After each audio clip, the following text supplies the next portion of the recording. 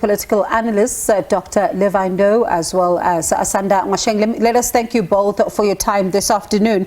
Let me start with you, Dr. Ndou. I mean, listening to the IFP president, he says at first, when it emerged that there was a potential stalemate between the ANC as well as the DA, they were not concerned. But now, like the rest of South Africa, they are concerned, and as a party, and they certainly do want, somewhat things to then move as speedily as possible. What should we read into this, in particular, because we're expecting that these are three political parties who are seemingly on the same page, but the IFP is saying, the two of you finalize. Good evening to you, Bongiwe. Good evening, Asanda, and the viewers at home. Well, I think this is a clear indication of recommitment by the IFP to the government of national unity. It is also an indication that the IFP is portraying themselves as not being part of the problem or the delays in the establishment of government. They are actually pointing their fingers to the ANC and the DA in terms of the delays and frustrations that are going on right now. And I think what they are trying to do is to indirectly putting pressure on the president to exercise his constitutional responsibility given to him by the Constitution, but also at the same time cautioning either the ANC or the DA on the delays of movements towards proper governance. Asanda, perhaps to rope you in here, I listened to the IFP leader, Nkosini Hlabisa, state that yes, ministries granted are important, but not as important as the citizens of this country, so somehow they need to proceed with this matter already. Your take on that? Well, I think that, they would say something like that because you remember that they have been part of these conversations from the beginning when they all had to come together to form a government in KZN in order to remove or to make sure that the MK doesn't get the government. And so I think there is anxiety definitely because if the government of national unity collaboration, if you want to call it that, between the DA and the ANC falls apart at national level, it's going to have implications for its governance, the IFP's governance, that is at KZN level, because they have the premier and they have a number of ministries. And so if things fall apart at GNU, there is going to be a direct impact on the IFP. And they are indicating that, as has already been said, that they're not part of the problem of the delays, but they're also using their power as a partner and a voice within the GNU to say, we need these guys to come together and to make things happen. And I think it's interesting that they also mentioned that, this is not about positions and should not be about party political ideologies, but rather it should be about ensuring that the voice of South Africans and South Africa's needs and desires are the ones that are going to take priority and precedence, because it is really about that. That's the whole point of trying to put together a government of national unity instead of just doing a straight up, coalition, because you want as many people around the table as possible. And I think that the DA is increasingly finding itself being isolated by all the political parties because they're proving themselves to be difficult. And I think they're proving themselves to actually misunderstand their position in this, because they seem to think that they have the upper hand, which they don't have. They have 20% of the vote. And on top of that 20%, you have, the ANC, which has outside of them signatories that are close enough to that 200 seats, which gives them 50% in parliament. And so there is always the potential that the ANC can move and actually form this government of national unity, or grand coalition has been called, outside of them. And I fear for the DA that they may find themselves having the same fate that the MK had, where they thought they had all the time in the world to form a government and to govern KZN, and found themselves with KZN simply swiped under their feet. And I think, even though there is a balance of power happening in KZN, there's nothing stopping the political parties that were not party to that KZN deal now coming in and collaborating with the ANC, the IFP and the NFP and forming a government that basically leaves the DA out in the cold. And Dr. Ndou, let me stay with those developments from KwaZulu-Natal. You listened to, IFP President Nkosi Nhlabisa saying that they've noted the concerns that have been raised by the NFP. This is a party that was seen to be the kingmaker in that particular province. Now you see its leader, Ivan Barnes, losing out on that mayoral position in Zululand district. But the IFP is saying that they're going to be meeting with this particular political party in order to be able to find common ground. Based on these developments alone and what Asanda has just said, how solid then can they say they still have in terms of relations with the NFP? For quite some time, the IFP has always maintained that in terms of governance, and with the government of national unity and the government of provincial unity, they do not have a lot of focus on local government. But the unfortunate part of things appears to be that there could be a possibility that the alignment now of different political parties could also have an impact on local government. And I think what the NFP is doing is to remind both the IFP and the ANC that they played a crucial role when there was an establishment of the provincial government of unity in KwaZulu-Natal, and they also expect to get favors from the IFP. My sense is that these are kind of issues that still have to be ironed out by the different political parties, because if you look at the developments surrounding Al-Jama, for an example, they had decided not to be part of the government of national unity, having forgotten that they've been assisted by the ANC, for an example, in the city of Johannesburg to get the mayoralship. And I think when they decided to join the government of national unity, those could be some of the things that influenced their decision to do so.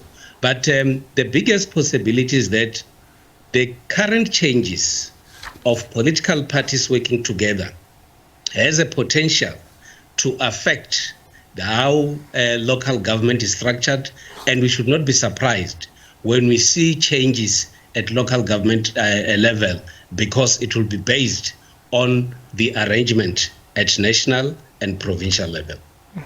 Asanda, I want to take you back to your statement that possibly the Democratic Alliance here is overplaying its hand. The leader of the party, John Steenhuisen, is meeting with the president, we believe that the meeting started around 2 p.m. to try and almost mend the cracks of that GNU conversation they've been having. It seemed as though their biggest fear had always been what they termed the doomsday coalition of the ANC, EFF and MK. Why then would they be looking to overplay their hand or make such demands? Because already one would think then they are in a great position now that somehow whatever ministries they get, even if it's the 6 cabinet portfolios, it means they would still have won, because it seemed as though their biggest fear was really the doomsday coalition. But it could possibly materialize if they now want to get more ministerial posts. Well, I mean, it's human nature. You know, when you don't have a job, you desire a job. When you get a job, you forget, and you start to have, comments that could lead you to lose that job. And until you become unemployed again and you remember why you wanted to be employed, it's human nature that when we are in a position of confidence that we forget that the threat remains. And I think this is why I keep saying that the DA, really needs to play their hand very carefully at this point, because they run the risk of, finding themselves being the outsider in all of these arrangements that are going. Because remember, there's a number of options that the ANC have. One is to just go at it without the DA and with the progressive force continuing to be in opposition, which automatically keeps the DA out of the opposition politics. They won't longer be, the dominant opposition party, because the EFF and the MK will take that. While the smaller parties will pad the ANC to a point where they can push their things through with that 200 seats. The other option, of course, is that the ANC joins forces with the MK and the EFF, which some have termed essentially the dream of the 1959 PAC PAC manifesto, which is that you have a government that prioritizes the needs of Africans, that is African, and that centers African needs and desires more than, this idea of multiculturalism. And if we were to go that direction, the biggest puza would be the DA, because the only way the DA is relevant is in a setup that has multiculturalism in it, meaning that we would want and have a desire for white people to continue to be part of our solutions. The minute you have an MK and an EFF and an ANC together, it's all better off, and they will have to engage their constituency on how it is that they had everything and then they lost it. And I think, there's also the other option that we forget, which is the ANC can and does have the power to form a government based on the 40% that it has and to continue with itself. Because, in the DA, one of the things the DA is forgetting is they gave the ANC the presidency, and it's going to be difficult to remove that president now that the president is sitting. They gave the ANC the seats that it needed for a coalition government in the KZN. It's going to be difficult to pull that back, because remember, the DA itself has benefited in KZN because they have the finance minister, which is quite a critical role. And so if they were to pull out, it's going to have an impact on them. And as I said yesterday, one of the things that they're not thinking about is that right now all they have are shadow ministers outside of provincial government. And right now they're not looking good, even in terms of governance, which is what they've termed their brand, because they're having to return money to the fiscus in Tshwane, where they've failed to use that money to deliver the very services that the people of Tshwane have been complaining about. And so they're not looking good right now, between what's happening in Tshwane and, what I would term financial mismanagement, because failure to spend money that is meant to go to service delivery is financial mismanagement and incompetence, as far as I'm concerned. And at the same time, they're showing themselves to be a political party that is holding South Africa hostage. And in fact, even worse, they're using the fact that the markets are responding to uncertainty and claiming that it's because the markets are responding to their not getting seats, which is an overreach, because, the ANC has governed South Africa for 30 years and the markets have responded to that positively. And so it can't be that the one time that there's conversations of a GNU, suddenly South African markets only respond to DA in government, when they've never been in government outside of provincial leadership. And Dr. Ndou, right on that very point, I wonder, in your view, how much of this is political, especially because there are some who are voicing the concern that if the Democratic Alliance can then claim that the markets are moving the way they are and the rand is, having these developments as it is right now, it is because of their seemingly position. How then do South Africans not believe that this is potentially political? Well, I think what the DA has to do, in my view, is to avoid a situation where they're going to be perceived as a difficult partner.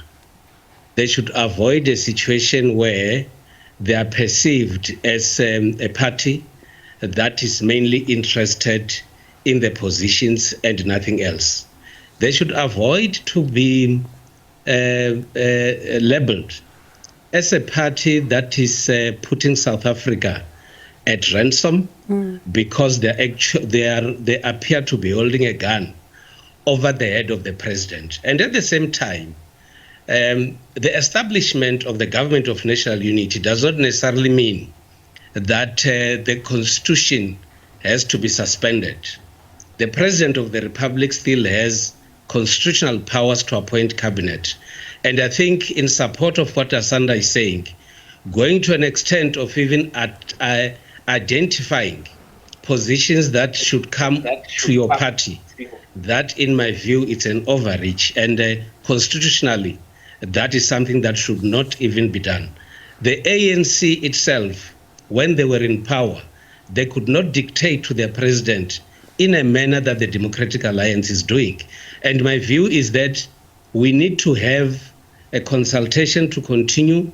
We have to make proposals to the president, but at the same time, we need to respect that the minute you elect someone to become the president, you give that person a prerogative and constitutional powers to appoint cabinet without your interference. And I think that is exactly what the IFP has been emphasizing, that South Africa is to move forward. We have a president that is elected, and the president must be in charge now, lead, appoint cabinet, and South Africa is to move forward. Asanda, your closing remarks as we await the president. Some are saying possibly we could get an announcement on Sunday. Others say next week. Well, I mean, I think we're likely to get it next week because we saw that there are ANC meetings happening, which I would think is where the final deal will be discussed. I think also that, South Africans need to be a little bit more patient. Belgium took more than 500 days to put together its government. And in the Netherlands, the winning party, people refused to make the winning party the president of the country. And so we are not the only country that has a difficult time putting together a coalition government, whether it's a GNU or any other form. And we are not the first country to be facing such tough measures. And I think for me, I would rather have a South Africa that has struggled and found a final deal than kind of rushing through things that we're not happy with, and then having kind of this constant stop and start with everybody threatening to pull out every 5 minutes. And so the DA needs to kind of come to its senses and decide whether they're in or they're out. And all the other political parties also need to, I think, put pressure on the DA and the ANC for that matter to finalize this deal so that South Africa can continue and the markets can get the certainty that they deserve. Whether the DA is in that GNU or not is actually neither here nor there in terms of that even. All right, let's thank you both for your time this afternoon. Certainly lots of developments and moving parts here. And let's see then how some of the political parties then respond. Thank you so much. That was political analyst Dr. Levy Ndou as well as Asanda Ngoasheng.